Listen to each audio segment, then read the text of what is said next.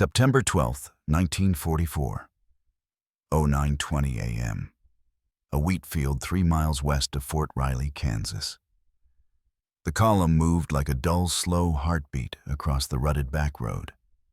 62 German prisoners in canvas trousers and scuffed leather boots, their hands cuffed in front or tucked into pockets against the chill, escorted by a motley detail of American MPs. Lieutenant Karl Steiner walked near the center, coat collar up, eyes narrowed against sun and dust. Beside him, Feldwebel Otto Braun tucked his cap against the wind and watched the horizon as if it were a foreign coastline he had never crossed. The grass smelled of straw and diesel. It smelled wrong to them. Too clean, too loud. Lieutenant James H. Carter, 1st Infantry Division, clipboard in hand, kept 2 steps ahead. Sergeant Frank Morales, M1 slung across his chest, kept his eyes on the prisoners but peered out as well. There was a farmer waving from a distance, and something gleamed behind him like a small iron city. The prisoners muttered only once the convoy stopped and the guards unclipped the cuffs. A single low, incredulous sound that could have been laughter if it had not been edged with fear. From the crest of a shallow hill, they saw it. A row of machines moving through the wheat like an invading formation. Giant humming beasts with belts and gears and cigarette-sized spark plugs that spat straw and chaff into the bright Kansas air. A gleaming tractor, its paint a deep farmyard green, pulled a wide harvester the size of 2 wagons. Close by, an orange-red combine coughed and coughed again, and a smaller tractor with a front loader shifted bales as if they were pebbles.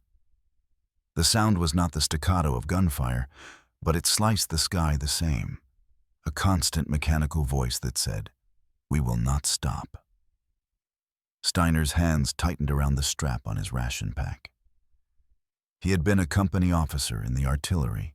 He had seen tanks, reconditioned factories, the ruined iron violence of cities. He had expected to see fields when they brought him to America. He had read postcards, seen photographs at the front of open farms and quiet towns. But nothing in his memory matched the scale of this apparatus. Braun, who had managed a small farm outside Hanover before conscription, looked as if a hand had been laid flat on his chest. He whispered a name, Tractor, and then no more, because there was no single German word that could hold the scene. Farmer Eli Henderson, a barrel-chested man in a wheat-stained shirt and suspenders, climbed down from his tractor and wiped his hands on a rag. He wore a wide hat and a grin that was all business. Near his boots lay a steel toolkit the size of a trunk. 2 Allied uniforms, one blue, one dust-streaked green, stood at his shoulder. Carter stepped forward, introduced himself with the brief, clipped manners of an officer on assignment, then turned and, with permission, gestured the prisoners closer. "You'll work the eastern plots today," Carter said, voice practical. "You help gather straw, separate the seed, bring the machinery around." He tried to sound neutral. The men looked at the implements and then at his face, trying to find whether this was a trick. The youngest prisoners, privates with sunburned necks and fresh shrapnel scars, moved first, as if motion could protect them from discovery. They stepped toward the machine line, and the world changed. Up close, the metal smelled like hot iron and oil. The air was awash of exhaust, wheat dust, and the sweet, sharp odor of freshly cut grain. Levers the size of rifles glinted, their handles worn by countless calloused hands. Belt pulleys spun like small moons. The combine's header teeth chewed through stalks and spat kernels into a revolving drum. A tractor's engine thumped like a measured heart. Beneath its hood, a row of cylinders polished with grease kept time. The prisoners, who had spent years amid ration lines and late-war shortages in factories stripped of tooling, saw not merely tools, but an entire humming infrastructure. Otto Braun reached out and touched a cooling fan blade as if to confirm it was not a specter. His fingers came away black with oil. Someone, an older man with a silvered mustache, let out a laugh that was half sob. "In Deutschland," he murmured, "we had 1 horse for every 10 men in my village." Around them, the American farmhands worked with practiced choreography. One man steered the tractor, another climbed into the combine's cab and checked gauges. A third ran between machines stacking burlap sacks as if they were playing a practiced game. The scale hit them in increments. A row of 5 tractors, each capable of pulling 2 plow teams' worth of equipment, lined the hedgerow. A field that would have taken a German village a week to bind by hand would be brought down in an afternoon here. A wooden wagon, done away with decades earlier in many American operations, sat empty at the edge of the fields because its labor had been replaced by steel. A young American girl, possibly 14, rode in the back of a pickup laughing, passing a screwdriver to a man under an engine like she was passing bread. Steiner's mind, trained in maps and logistics, began to make cold, involuntary calculations. Each tractor represented acres per day, each combine a harvest multiplied by speed. He could not place the numbers, but the rhythm of them pressed against his skull. He thought of factories back home, smokestacks gone cold, workshops stripped for the war, the persistent rumor that some machine shops had their tools taken for the front and not returned. Here, in this bright Midwest morning, the machines kept working and did not seem to know there was a war. A U.S. lieutenant called the prisoners to task, assigning teams, noting names for record. As they moved, the prisoners' earlier cacophony of disbelief cooled into methodical labor. Gripping twine, hefting sacks heavier than their uniforms, suggested, standing at the edge of a combine's discharge chute and learning the peculiar, almost musical cadence of American harvesters. The work was hard but precise, and for the first time in many of their lives, they stood in a place where hunger did not press like a shadow behind them. Yet under that practical quiet, there was a raw, private reckoning. They were not only learning to feed a nation, they were watching a nation that could feed millions, while they, who had once believed in German might and industry, had been left with factories that could not match this everyday abundance. The juxtaposition flickered across faces as thin as film. The taste of soil, the weight of a sack, the rumble of a diesel engine. These were simple things, but they spoke a language of capacity and momentum the prisoners had not expected to hear. The sun had climbed higher now, warming the sea of wheat until it shimmered like hammered brass. Dust floated in slow spirals above the machinery, catching the light as if the entire field were breathing. The prisoners worked in pairs under the supervision of MPs posted at the edges, though the guards mostly watched from the shade of a truck, their rifles slung low. No one seemed to think escape was likely here, not with miles of open land in every direction and the unspoken, overpowering truth that confronted these men at every turn. Near the largest combine, Braun and Steiner hefted burlap sacks beneath the chute as Henderson signaled from the cab. When he pulled a lever, kernels poured out like a golden waterfall, humming against the canvas with a steady hiss. Braun staggered under the weight. "Gott," he exhaled. "One machine, just one, does this." His voice was swallowed by the engine, but Steiner heard it. A young American mechanic named Lewis hopped down from the back of the combine, wiping the grease off his arms with a rag. He wasn't much older than some of the German privates, 18, maybe 19. But his movements had the quiet confidence of someone who had grown up around these machines his entire life. He crouched beside the track wheel and gestured for one of the prisoners to hand him a wrench from the kit. "You," he said, pointing at Steiner. "Give me the 1.25 inches."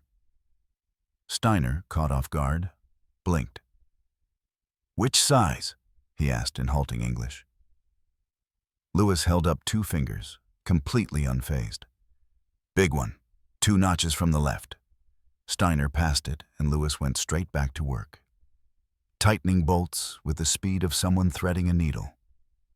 In Germany, Steiner had watched factory workers forced to repair tanks with makeshift tools and scavenged parts. Here, a boy had a metal case full of wrenches arranged like surgical instruments.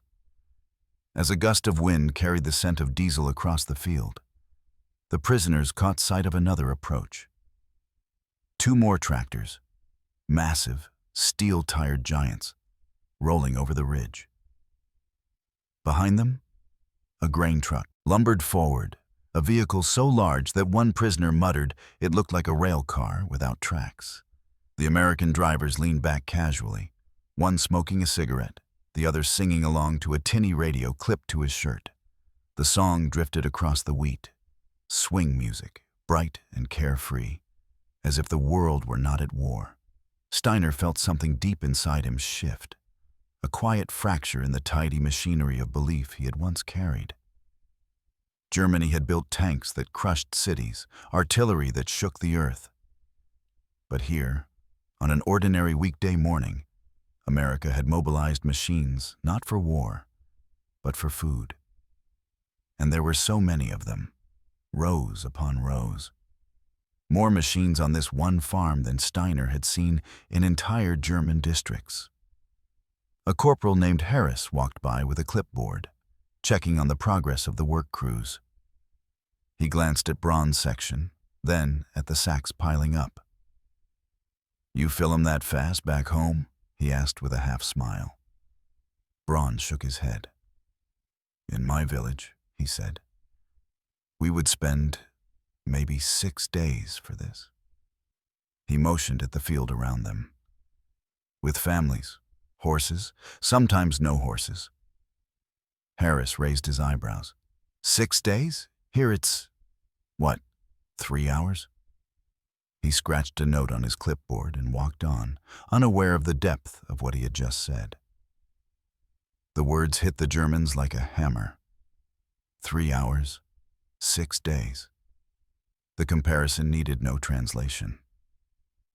Further down the field, a prisoner named Emil Kohler, once a machinist in Essen, stood staring as Henderson's daughter tossed a bale of straw off the loader platform. She handled it cleanly, without strain. Kohler remembered working in a factory where rubber tires had grown increasingly scarce, where belts had to be patched with scavenged leather. The Americans here were replacing worn belts with new ones pulled fresh from crates that seemed bottomless. He closed his eyes for a moment, and the sounds of the field changed. Engines, grain, laughter, the rhythmic thump of machinery. Back home, machines sounded like desperation. Here, they sounded like abundance. Beyond the wheat line, a second crew was assembling a mechanical thresher that stood taller than 2 men. It gleamed with fresh paint. A preposterous luxury, Kohler thought. Who paints a machine used in mud and dust? But Americans did. Because they could. Because even their farms treated machinery with the same care Germany reserved for its few remaining fighter aircraft.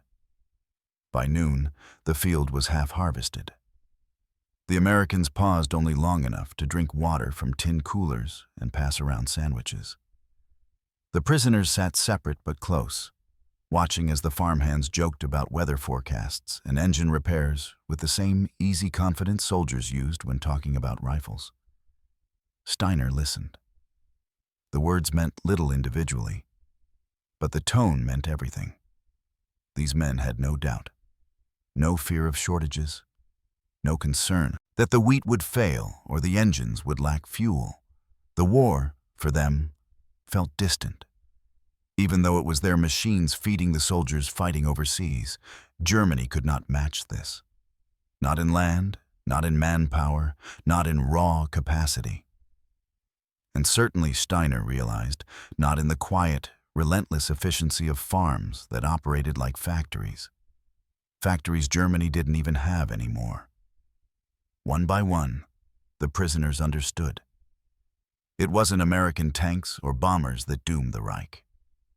It was this: fields of machinery. A nation that harvested food with more steel than Germany used to build weapons, and none of it was for show. All of it was simply normal. Over again. The prisoners rose, brushing straw from their trousers, and followed the Americans back toward the machines. The heat had thickened. The wheat shimmered under a pale blue sky, and dust clung to every wrinkle in their uniforms. Sweat rolled down the prisoners' necks as they resumed their places beside the roaring equipment. A gust of wind pushed chaff into their eyes, but the farmhands moved through it with practiced grace. One, a tall man named Buckley, hopped onto a tractor with the ease of mounting a horse, twisting the start crank and sending the engine into a steady roar. He glanced over at the prisoners. "Watch this line," he called out. "Keep the straw clear so it doesn't jam the drum." The Germans positioned themselves along the combine's passage, and almost immediately the machine surged forward. Wheat toppled in wide, even swaths, disappearing beneath the header as though swallowed whole. The machine spat dust and crushed stalks onto the trailing ground in a rhythmic cascade, leaving behind neat rows like combed hair. Braun shielded his eyes, marveling. In Germany, with their aging equipment and thin supplies, such speed would have been unimaginable.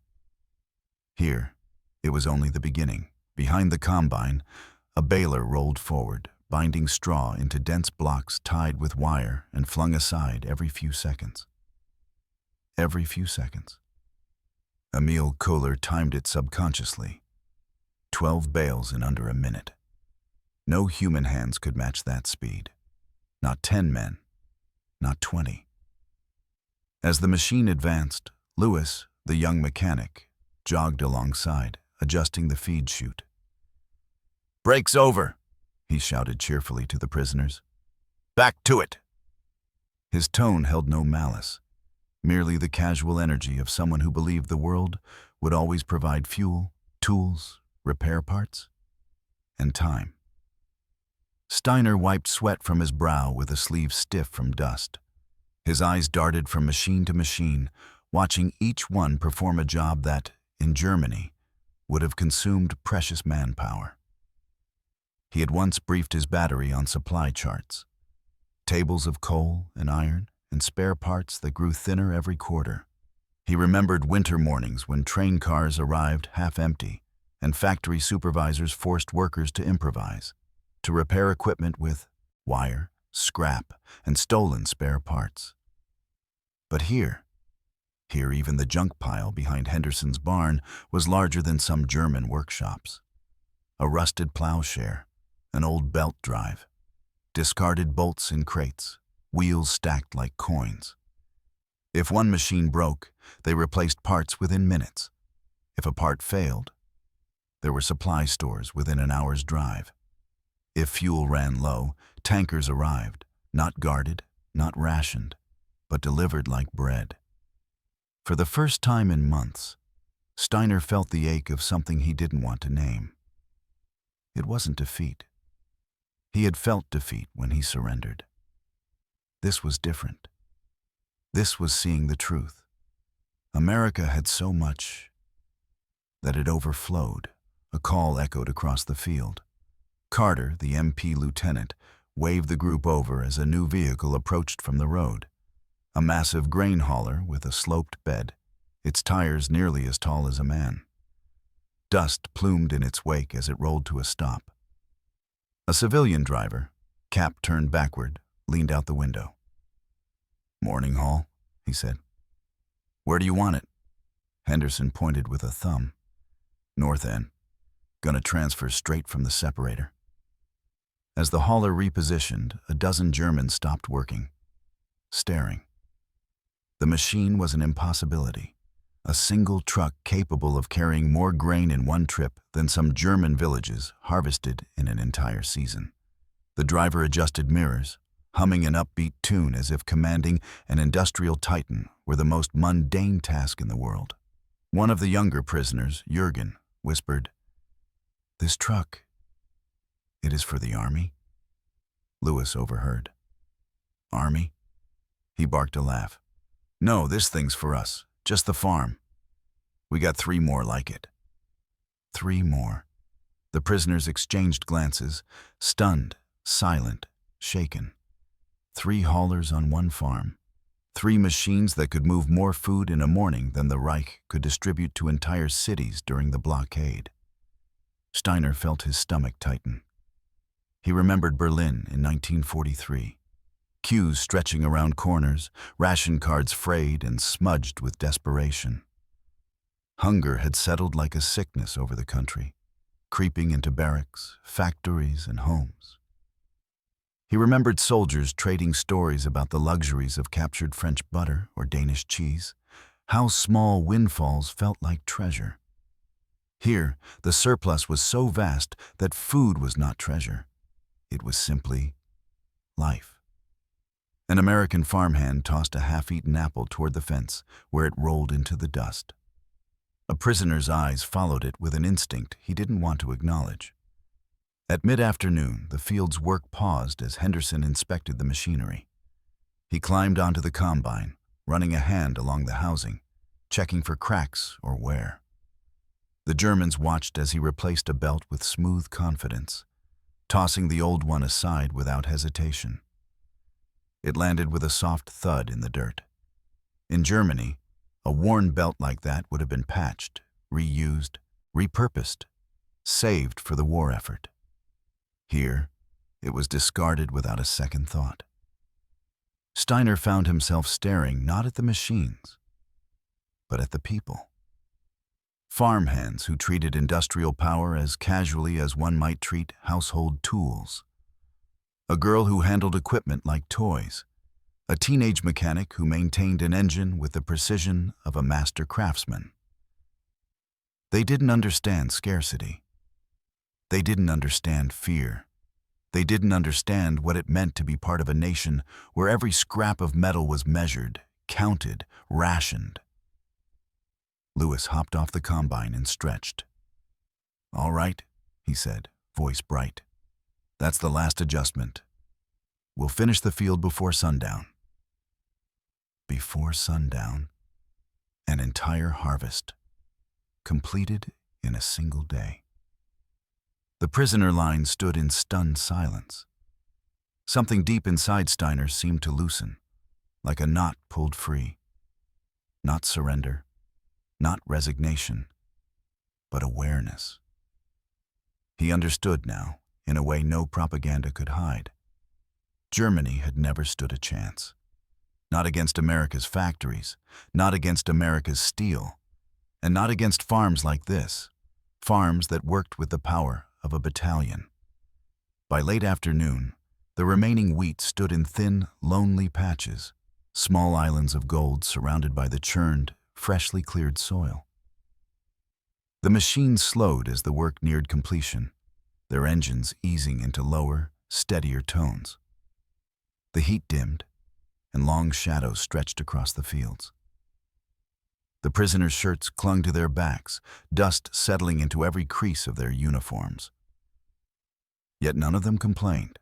None dared. What they had seen today had pressed down on them with the weight of undeniable truth. The final pass of the combine rolled forward, its header gleaming in the fading sunlight. Henderson leaned out of the cab and shouted, "Last strip! Keep clear!" His voice carried easily across the calm, open land. The Germans stepped back, watching as the machine swallowed the last stand of wheat, as if absorbing the final breath of a season. When the engine shut off, an uncanny silence fell, so sudden and complete that a few prisoners blinked, startled. For hours the machines had dominated their senses. Now the only sound was the soft whisper of wind through stubble and the distant hum of a cooling tractor. The absence of noise made everything sharper, more real. Carter walked down the line, surveying the work with the methodical eye of an officer trained to record every detail. Sergeant Morales followed close behind, his boots crunching through the cut straw. When they stopped, Henderson wiped his brow and nodded at the Germans. "You boys kept up," the farmer said simply. No malice, no mockery, just a plain statement from a man who expected little and was rarely surprised. The prisoners exchanged uncertain glances. Compliments were not what they had expected. Labor, yes. Hard work, yes. But acknowledgement from an American farmer whose machines worked faster than 30 men? That felt surreal. Braun cleared his throat. "We did what was asked," he said quietly. Henderson spat dust from his mouth and shrugged. Good enough.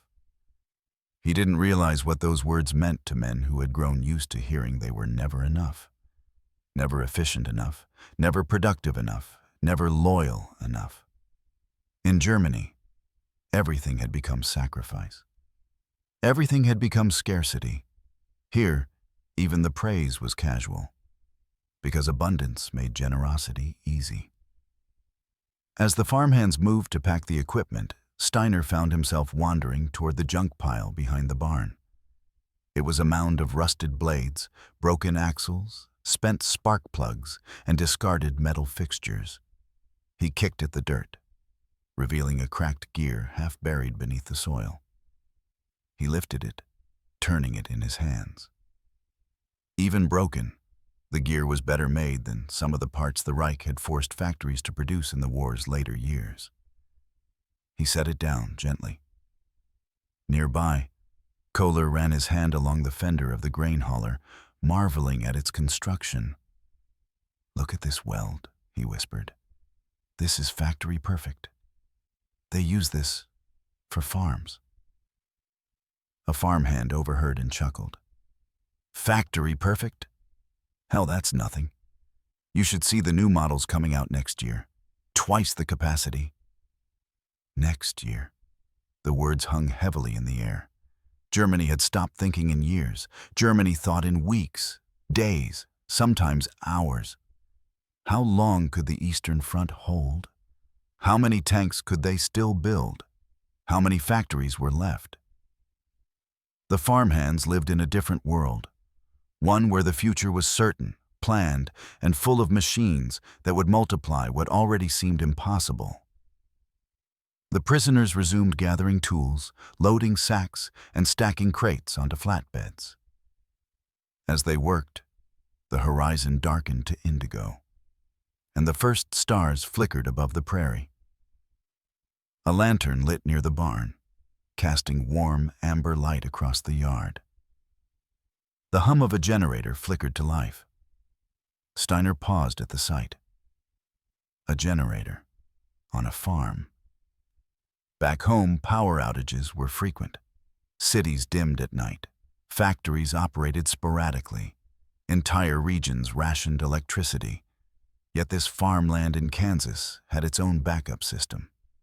Because convenience, not survival, demanded it. A soft voice spoke beside him. It was Jürgen, the young private. "Lieutenant, why did no one tell us?" Steiner didn't answer at first. He watched Henderson's daughter carrying a lantern toward the farmhouse, her silhouette outlined by golden light.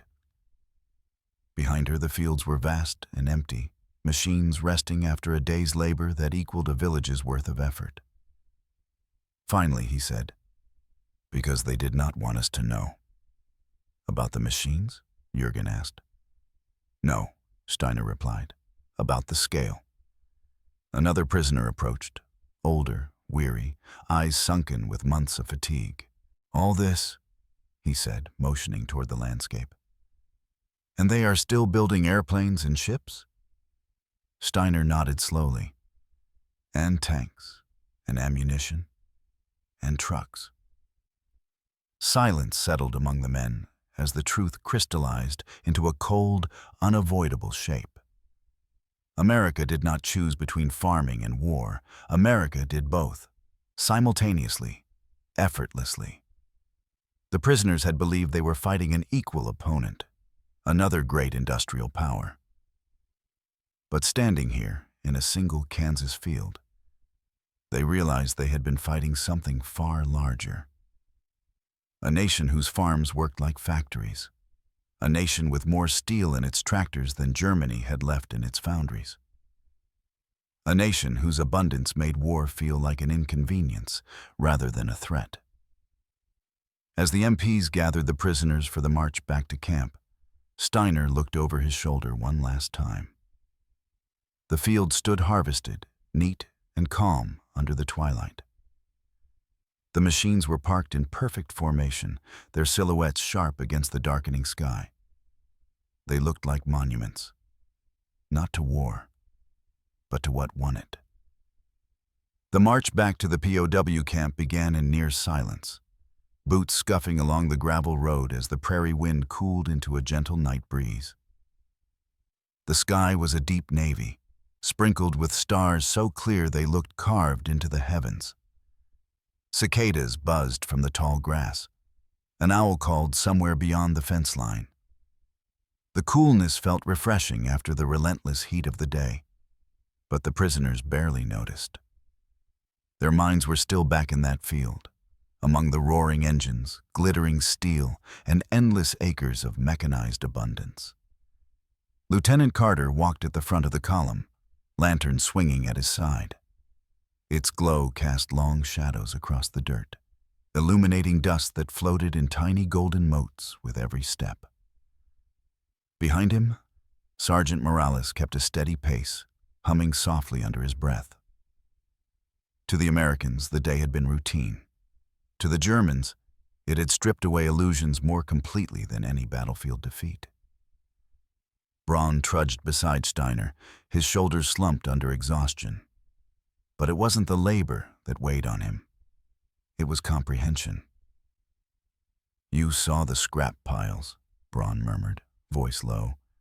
"Enough metal for 50 machine repairs, just lying there, wasted."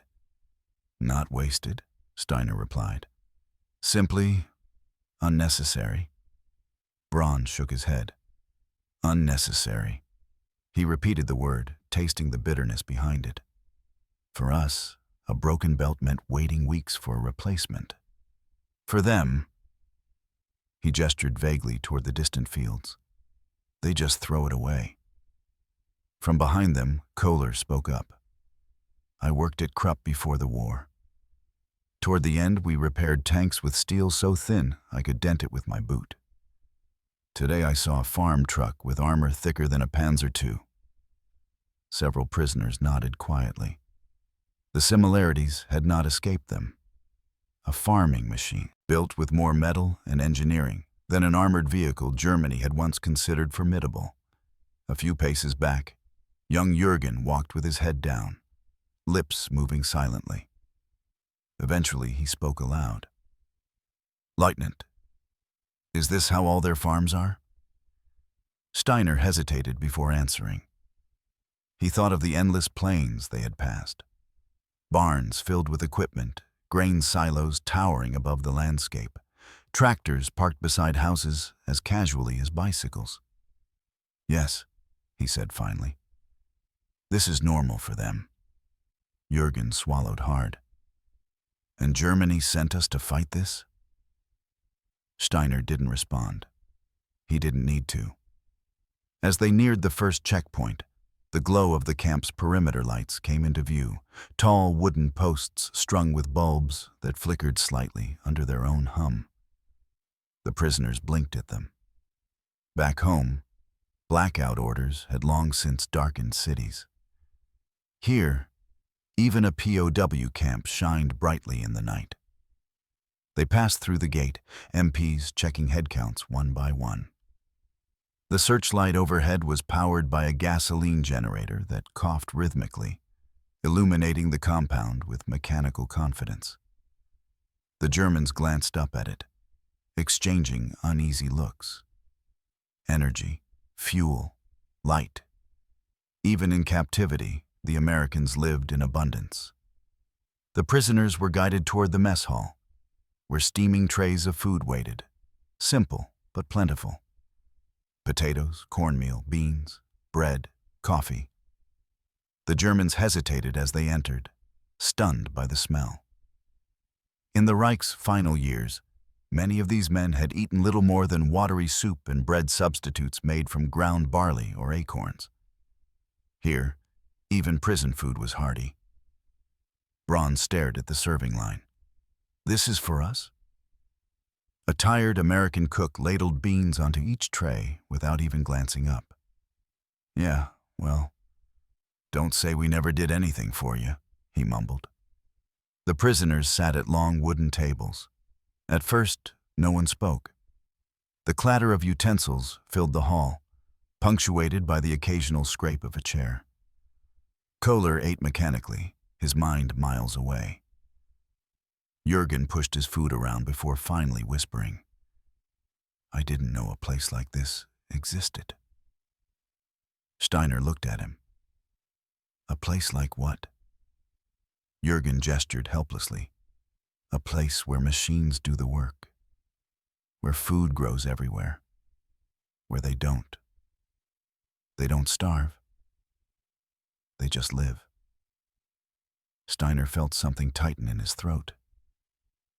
He leaned forward and answered quietly, "They live like this because they planned for it. They built for it. Long before this war." He paused, gazing around the hall. Germany built for war. America built for life. And that gave them the power to win the war anyway. The room fell silent. Every prisoner felt those words settle somewhere deep, in a place they rarely let themselves examine. Outside, the night vibrated with the steady hum of generators and crickets. The breeze carried the faint smell of diesel, wheat, and distant farmland. In the distance, headlights flashed as Henderson's grain hauler rolled down the road toward his silo, a reminder that the harvest continued even after sunset. As the prisoners finished eating, Carter entered the mess hall to give instructions for the next day. The German stiffened, but the lieutenant's tone remained cordial, almost casual. "Tomorrow we move to the North Fields. Henderson's got another section that needs clearing. Bigger than today's." Another field. Bigger than today's. The words landed with more force than any battlefield order. The prisoners exchanged glances, each realizing the same truth. This wasn't a display, not a demonstration for propaganda. This wasn't even the peak of American agriculture. This was simply part of the day. As Carter exited, Braun closed his eyes. He whispered something Steiner almost didn't hear. "We were never fighting soldiers," Braun said softly. "We were fighting this, a nation built from iron and soil. A nation that feeds itself with machines we've never even seen." Steiner nodded slowly. "And a nation," he replied, "that can build 50 tanks for every tractor you saw today." Silence blanketed the table. Not fear, not despair, just understanding. A deep, unshakable understanding of the true scale of the enemy they had faced, and why defeat had been inevitable long before they ever set foot on American soil. Lights out came at 2100. But long after the bulbs dimmed and the guards made their rounds, many of the prisoners lay awake in their bunks, staring at the ceiling of the barracks. The wood creaked softly in the night breeze, and somewhere outside, a generator thumped its steady rhythm. Mechanical, reliable, tireless. Even that sound felt like a message. Machines never slept here. Steiner rested on his back with his hands folded over his chest, eyes half open. The barracks smelled of dust, canvas, and the faint remnants of supper. Rows of men shifted quietly, each absorbed in their own thoughts. Earlier whispers of disbelief had given way to something heavier. Not shame, not bitterness, reflection. Across the aisle, Braun sat upright on his bunk, elbows on his knees. He hadn't removed his boots. He stared at the floorboards, the lines in his brow deepening as he sifted through memories. His father tying rope to a stubborn plow. Neighbors borrowing tools because the village had only one working set. Ration cards, rationing hope. He exhaled slowly, like a man releasing a truth he had been forced to carry. "They live in another world," he murmured. Steiner turned toward him. "Not another world," he said quietly. "Just another scale." A soft thump came from the far corner as Kohler rolled over. "In Essen," he said into the dark, "we built tank hulls on assembly lines so old we still had to grease the gears by hand. Today I watched a farmer replace a belt in less time than it took us to heat a press." He paused. "And his daughter helped him." A low murmur of agreement spread among the bunks. To men forged in the desperation of late-war Germany, today's experience had been less eye-opening and more soul-exposing. They had seen enemy aircraft, enemy armor, enemy infantry, but never the foundation behind it.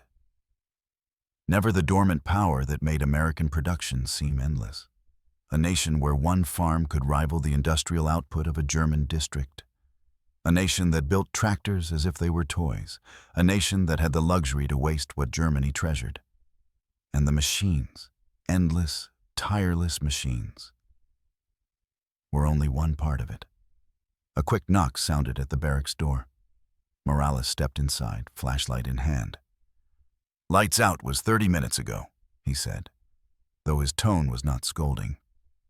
"Get some sleep. Big day tomorrow." He shut the door behind him. The brief beam of light had illuminated the faces of the prisoners. Dusty, tired, oddly peaceful. Many lay back down, folding blankets over themselves, but sleep still lingered just out of reach.